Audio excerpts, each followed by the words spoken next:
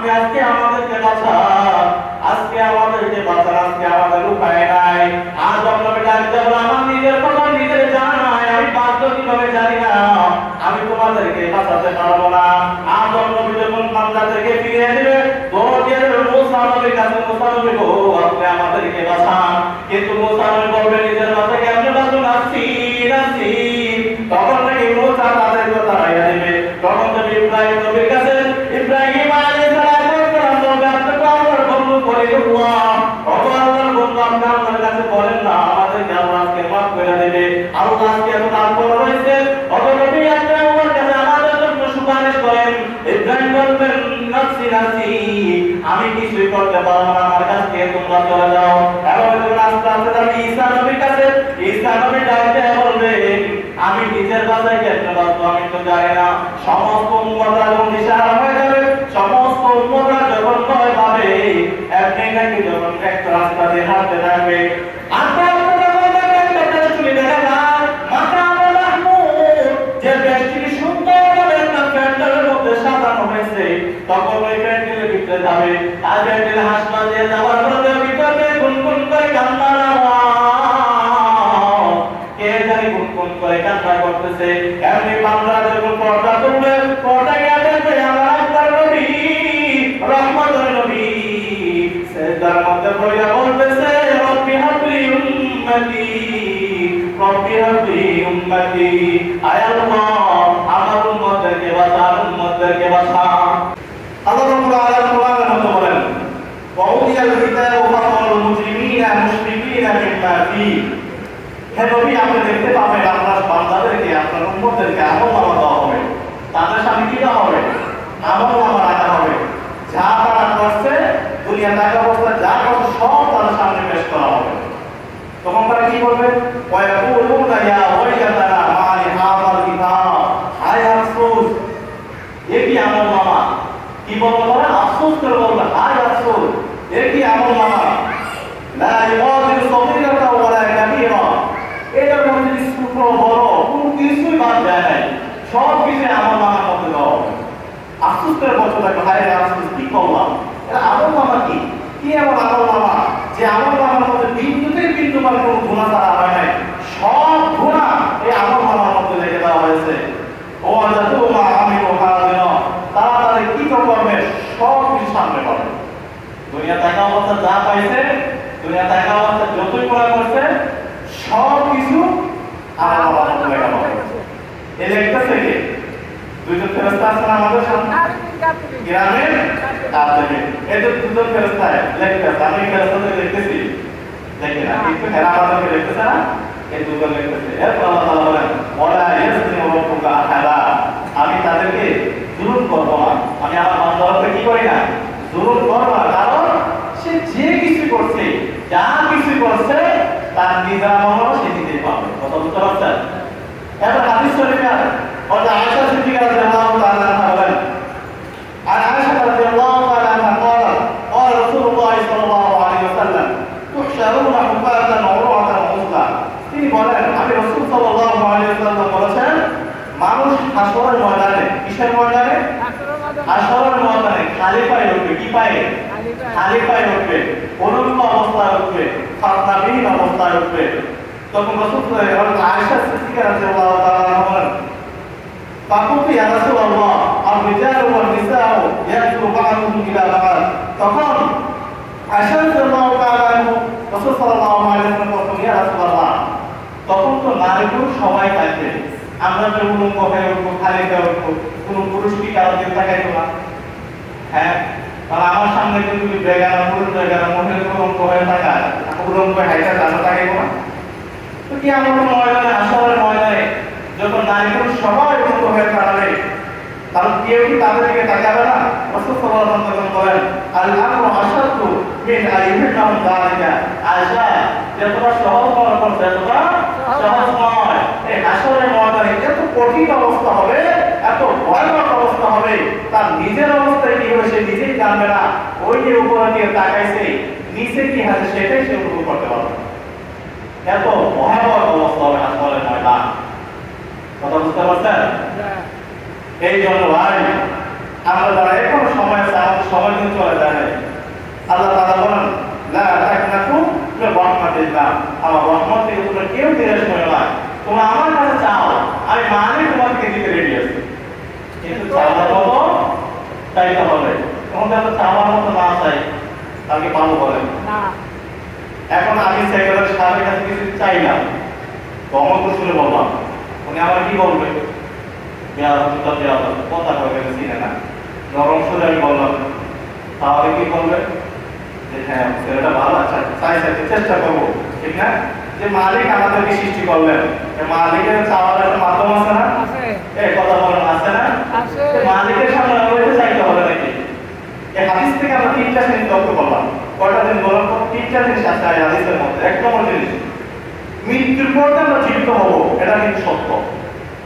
সত্য না? আপনার মত কথা বুঝেন না মনে হয়। মৃত্যুর পর আমরা জীবিত হব, বিষয়টা সত্য কিনা?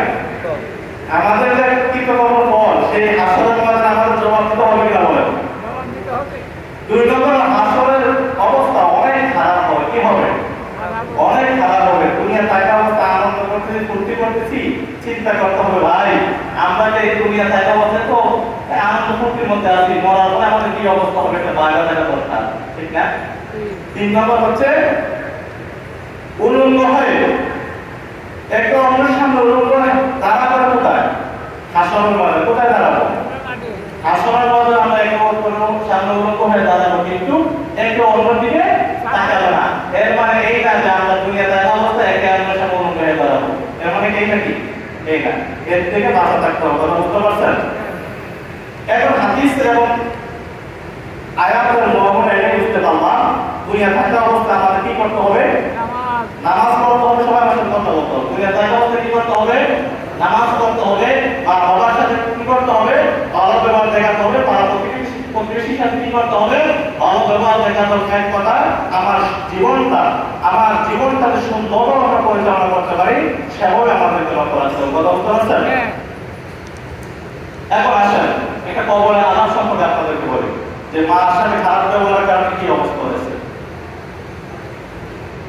আল্লাহ নবী সাল্লাল্লাহু আলাইহি ওয়াসাল্লাম মদিনার গলিতে গলিতে হাঁটতেছেন। হাঁটতে হাঁটতে যখন কবরস্থানের পাশ দিয়ে যায়, আহারে কবরে তখন উনি ওনার উম্মতের অনেককে তো দেখা যায় জাহান্নামে আছে, জান্নাতে আছে। আল্লাহ নবী সাল্লাল্লাহু আলাইহি ওয়াসাল্লাম কবরের পাশ দিয়ে যাওয়ার পর মনের মধ্যে আনন্দ, আমার উম্মত সুখে আছে, শান্তিতে আছে। কিন্তু একটু যাওয়ার পরে দেখলেন উম্মতের আধার কবরের মধ্যে বাঁধানো কথা, সাথে সাথে আমার শরীর কাম জ্বলা শুরু হয়ে গেল। শরীরে প্রশান্তি আসে না, অস্থিরতা কাজ করতেছে। সাহাবায়ে কেরাম ডাকতে হবে, ইয়া রাসূলুল্লাহ, এত সময় আপনি কবরস্থানের পাশ দিয়ে হাঁটতেছেন, কিন্তু আপনি তো আনন্দের সাথে হাঁটতেছেন, হঠাৎ কেন গো আপনার শরীরের অবস্থা হয়ে গেল?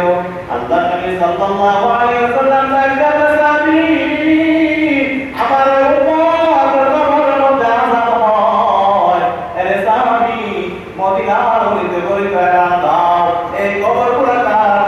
যাদের কবর, যাদের আত্মীয় স্বজনদের কবর এই জায়গার মধ্যে আছে, সবাই এখানে আসতে বলো। সাহাবায়ে কেরাম রাদিয়াল্লাহু তাআলা আনহুম মদিনার গলি থেকে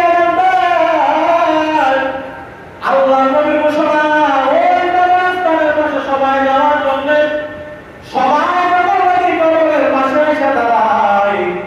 যে কবরের মধ্যে আযাব হয়, এই কবরের পাশে কেউ এসে দাঁড়ায় না। নবীজি আতঙ্ক হয়, নবীজির ভিতরে কষ্টের সীমা নাই, নবীজি প্রশান্তি পাচ্ছে না, নবীজিকে আতঙ্কের মধ্যে দেখা যায়। একটু পরে একটা বুড়ি, একটা বৃদ্ধ মহিলা হাঁটতে হাঁটতে চলে আসলো, লাঠিতে ভর করে বলেন, ওই কবরস্থানের কাছে গিয়ে দাঁড়ায়। তখন নাকি রাসূল সাল্লাল্লাহু আলাইহি ওয়াসাল্লাম ডাকতে বলে, বুড়ি মা, ওই কবরটা কার যে কবরের পাশে আপনি দাঁড়াইলেন? এমনি বৃদ্ধ মহিলা ডাকতে বলে, ইয়া রাসূলুল্লাহ, ইয়া হাবিবাল্লাহ, এই কবরটা হচ্ছে আমার ছেলে। কার বলেন? আপনি ডাকতে রাসূল সাল্লাল্লাহু আলাইহি ওয়াসাল্লামকে ডাকতে বলে, ইয়া রাসূলুল্লাহ, মদিনার বাজারে গেলাম, শুনলাম এই এই কবরের মধ্যে নাকি আযাব হইতেছে। আল্লাহ নবী সাল্লাল্লাহু আলাইহি ওয়াসাল্লাম বলেন, হ্যাঁ আপনি যা শুনছেন সত্যি শুনছেন। এমনি বৃদ্ধ মহিলা হাসতেছে আনন্দ, আহারে নবীজি মহিলার দিকে তাকায়, কি ব্যাপার, ছেলের কবরে আযাব হয়, মহিলা এত খুশি। তখন মহিলা আনন্দের শেষ নাই, নবীজি মনের মধ্যে অনেক ব্যথা পাইলেন, কষ্ট পাইলেন।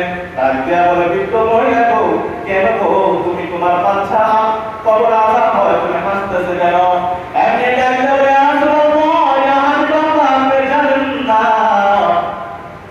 এই সন্তান যখন নাকি জমিনে আসছে, আসার পরে ওর বাবার সাথে সাথে মারা যায়, ওই যখন এতিম হয়ে যায়, অনেক কষ্ট করে তাকে বড় করছি, লালন পালন করছি, কিন্তু যখন বাচ্চাটা বড় হয়, আমি যখন আমার সন্তানকে বিবাহ দেই, আমি যখন তাকে বিবাহ করাই, কিছুদিন পরে ওর স্ত্রী পরামর্শ শোনার পর ওর স্ত্রী কানে কানে কি যেন বলে বলছে, বলার পরে ওই সন্তানটা আমাকে এতভাবে আঘাত করছে, আমি মাকে এত ব্যবহার করছে, মানতে পারতে আমি মাকে অজ্ঞান করে ফেলছে।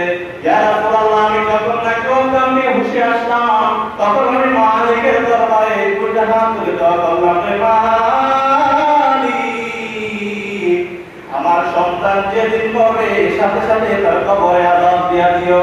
ইয়া রাসূলুল্লাহ, আল্লাহর কাছে দোয়া করছি, আল্লাহ জমিনে থাকা অবস্থায় আমার সন্তানের যেন কোনো আযাব না হয়। ইয়া রাসূলুল্লাহ, আমার সন্তান যদি আযাব হয় আমি মা থেকে সহ্য করতে পারবো না, এই জন্য বলছি যাতে কবরে গেলে আযাব হয়। আল্লাহ নবী সাল্লাল্লাহু আলাইহি ওয়াসাল্লাম মার কথা শুনে কান্না মুবারক করতেছে, চোখ দিয়ে পানি পড়তেছে, আহারে এই মাকে কিভাবে আমি সান্ত্বনা দেই। এমনি যখন ডাকতে বলে, মা গো আপনি আপনার সন্তানটাকে মাফ করে দেন, কিন্তু মা বলে, না আমি তাকে মাফ করতে পারবো না।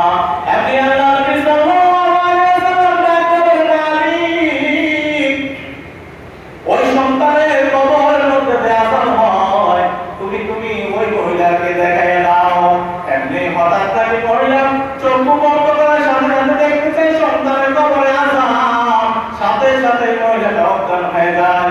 যখন নাকি হুঁশে আসলো, আসার পর ডাকলো, ইয়া রাসূলুল্লাহ, এত ভয়ঙ্কর আযাব আমার সন্তানের হচ্ছে। ইয়া রাসূলুল্লাহ, আমি দেখতে পাচ্ছি আমার সন্তানের শরীর থেকে চামড়া তুলে ফেলা হয়েছে, আমার সন্তানকে মুগুর দ্বারা হাতুড় দ্বারা পিটানো হচ্ছে। ইয়া রাসূলুল্লাহ, আমি মা সন্তানের আযাব সহ্য করতে পারি না, আমার সন্তান আমাকে যতই কষ্ট দেয়। ইয়া রাসূলুল্লাহ, আপনি আল্লাহর কাছে দোয়া করেন আমার সন্তানকে যেন আল্লাহ মাফ করে দেন।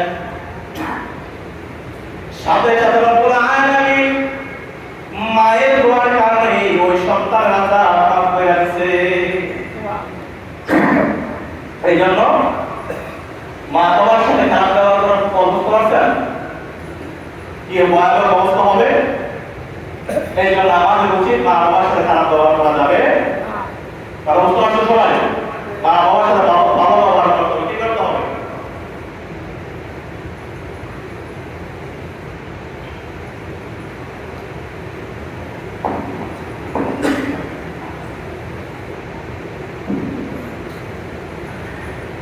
তাই জন্য এই যুবকরা লক্ষ্য করে শুনতে হবে, জমিনে থাকা অবস্থায় আমার মালিক আমাদেরকে কেন বানিয়েছেন জানেন?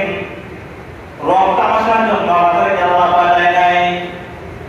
আমার আল্লাহ আমাদেরকে ডাকতে বলেন, যুবক শুনে নাও, আমি আল্লাহ তোকে যখন জমিনে পাঠাইলাম, জমিনে থাকা অবস্থায় তোর ভাত খাওয়ার প্রয়োজনে আল্লাহ ভাত দিয়ে দিলাম, এই ভাত তুই কিভাবে খাবি?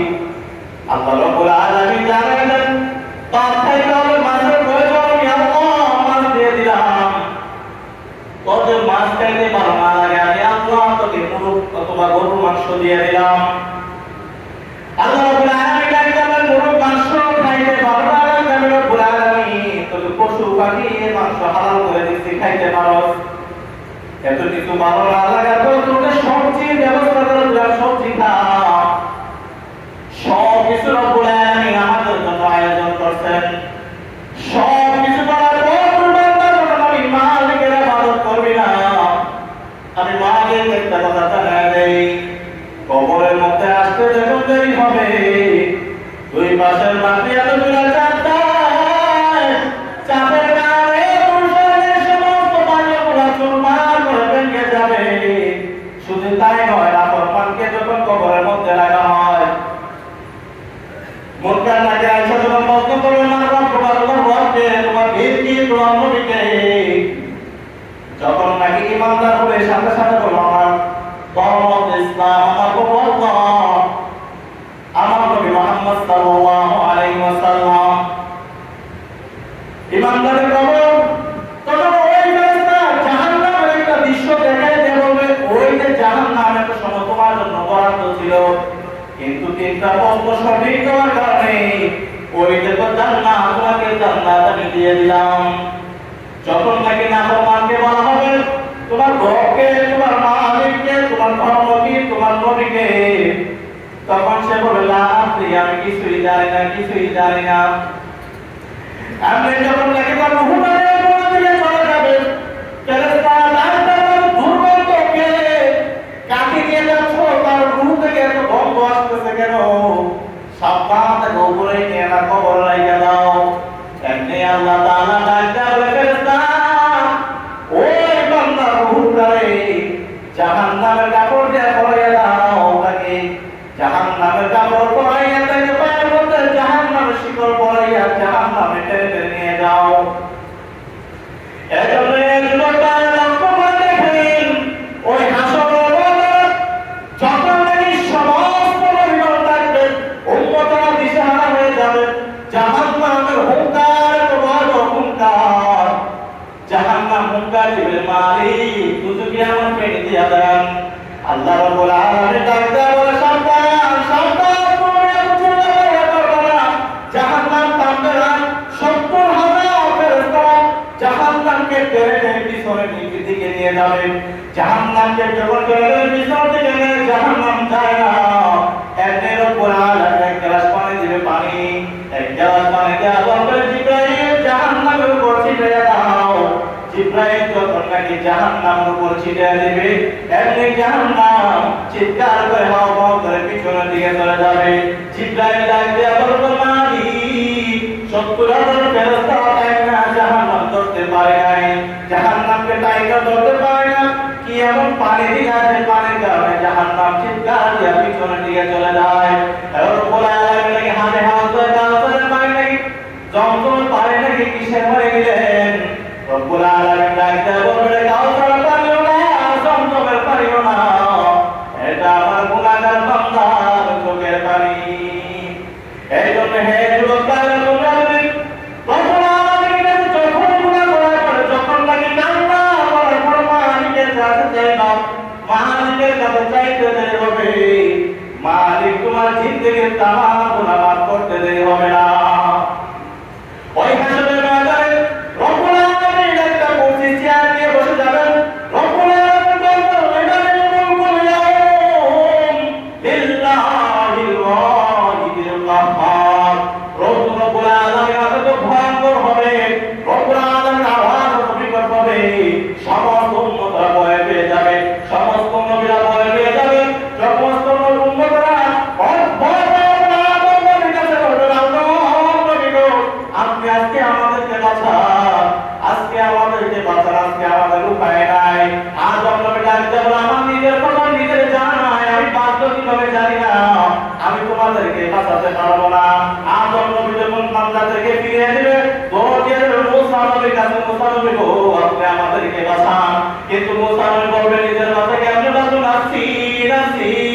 তখন নাকি মুসা তাদের কথা রাইয়া দিবে, তখন নবী ইব্রাহিম নবীর কাছে ইব্রাহিম আলাইহিস সালাম বলবে আপনি তো আমার বন্ধু করে আল্লাহ, আল্লাহর বন্ধু আপনি আল্লাহর কাছে বলেন না আমাদেরকে আল্লাহ আজকে মাফ করে দেবে, আল্লাহ আজকে এত দান করে রয়েছে, অতএব আপনি আমার কাছে আমাদের জন্য সুপারিশ করেন। ইব্রাহিম বলবেন নাফসি নাফসি, আমি কিছুই করতে পারবো না, আমার কাছ থেকে তোমরা চলে যাও। এবং যখন আস্তে আস্তে যাবে ঈসা নবীর কাছে, ঈসা নবী ডাকতে বলবেন আমি নিজের বাসায় কেমনে বাঁচবো আমি তো জানি না। সমস্ত উম্মতরা যখন দিশাহারা হয়ে যাবে, সমস্ত উম্মতরা যখন ভয় পাবে, এমনি নাকি যখন একটা রাস্তা দিয়ে হাঁটতে থাকবে, আস্তে আস্তে যখন একটা চুলি দেখা যায় মাকাম মাহমুদ, যে বেশি সুন্দর তখন ওই প্যান্ডেলের ভিতরে যাবে, আর প্যান্ডেলে হাসপাতাল দিয়ে যাওয়ার পরে ভিতরে গুনগুন করে কান্নার আওয়াজ, কে জানি গুনগুন করে কান্না করতেছে। এমনি বান্দা যখন পর্দা তুলবে, পর্দা গিয়ে দেখবে আমার আল্লাহর নবী, রহমতের নবী সেজদার মধ্যে পড়ে বলতেছে, রব্বি হাবলি উম্মতি, রব্বি হাবলি উম্মতি, আয় আল্লাহ আমার উম্মতদেরকে বাঁচা, উম্মতদেরকে বাঁচা। বান্দা নবীর কাছে গিয়ে বলে, রাসূলুল্লাহ আসেন না, আল্লাহর কাছে আজকে আসেন, আল্লাহ তো আপন ভয় এত রাগান্বিত হয়ে আছেন, আপনি আল্লাহর কাছে আসেন। আল্লাহ নবী সাল্লাল্লাহু আলাইহি ওয়াসাল্লাম উম্মতদেরকে নিয়ে যখন নাকি ওই আরশের পাশে দাঁড়িয়েছে, আমার পাশে গেছে, পরে গিয়ে বলবে, মালিক রব্বুল আলামিন তুমি আমার উম্মতদেরকে মাফ করে দেন। আমি আল্লাহ রব্বুল আলামিন পিছনে দিয়ে তাকায় দেখুন, ওনার বন্ধু সেজদার মধ্যে রয়েছে। এমনি তাকায় বলবে, ও নবী আপনি ভালো বলেন, আপনি কি চান আমার কাছে বলেন। এমনি রাসূল সাল্লাল্লাহু আলাইহি ওয়াসাল্লাম ডাকতে বলবে, রব্বুল আলামিন আপনি আমার গুনাহগার উম্মতদেরকে মাফ করে দেন। আল্লাহ রব্বুল আলামিন তখন নবীকে বলবেন, নবী গো আমি আপনার কাছে সুপারিশের মর্যাদা দিলাম, আপনি আপনার উম্মতকে সুপারিশের মাধ্যমে সবাইকে জান্নাতে নিয়ে যান। তখন রাসূল সাল্লাল্লাহু আলাইহি ওয়াসাল্লাম সুপারিশ করবে, সুপারিশ করবে, যতবার সুপারিশ করবে সুপারিশের মাধ্যমে ওনার উম্মতদেরকে জান্নাতে দিয়ে দিবে। এই জন্য আমাদেরকে সুপারিশের কাজ করতে হবে কিনা বলেন? কাজ করতে হবে না? এই জন্য আমাদের সবাইকে আল্লাহ তাআলা এই জাহান্নামের আযাব থেকে বাঁচানোর তৌফিক দান করেন, সকলে আমিন। আমিন। আসতে বুঝাই গেল জাহান্নাম সহজ, তাই না? সহজ না নাকি কঠিন? আদর কো রিয়া মানুষ বানায়া, কেমনে দিবা জাহান্নামে ফেলিয়া, আদর করিয়া মানুষ বানায়া, কেমনে দিবা জাহান্নামে ফেলিয়া, তওবা করে আমার তওবা ভাঙ্গিলাম, অবশেষে তারি তওবা করিলাম, অবশেষে তারি তওবা করিলাম। আপনি যদি মাফ না করেন বান্দারে, বলে না আপনার বান্দা যাবে কারে তারে, বলে না আপনার বান্দা যাবে কারে তারে। রব্বুল আলামিন ডাকতে বললেন, দেখনা কোন রহমতুল্লাহ, হে আমার বান্দারা আমি মাওলার কাছে চাও, মাওলার কাছে চাও, আমি আল্লাহর কাছে চাইতে দেরি হবে, মালিক তোমাদেরকে মাফ করতে দেরি হবে না। রব্বুল আলামিন শেষে আমি আল্লাহ কতর কাছে দুর্বল করে বানাইছি, জমিনে থাকা অবস্থায় তোমার গরম সহ্য করতে পারছ না, জমিনে থাকা অবস্থায় ঠান্ডা সহ্য করতে পারছ না, তোরা কিভাবে জাহান্নাম সহ্য করবি রে বান্দা? আয় আয় আমি মওলার কাছে চা, মওলার কাছে চা। আমি তো খুশি নাই যে আল্লাহ তাআলা তুমি রহমাতুল্লাহ, আমি আল্লাহর রহমতের কাছে তোদের গুনাহ কিছুই না, তোরা মালিকের কাছে চা, মালিকের কাছে চা। আল্লাহর কাছে যখন নাকি নবীর উসিলায় আল্লাহর কাছে চাইতে দেরি হবে, দু চোখের পানি নাকে গলায় আসতে দেরি, মালিক জিন্দেগির তামাম গুনাহ মাফ করতে দেরি হবে না।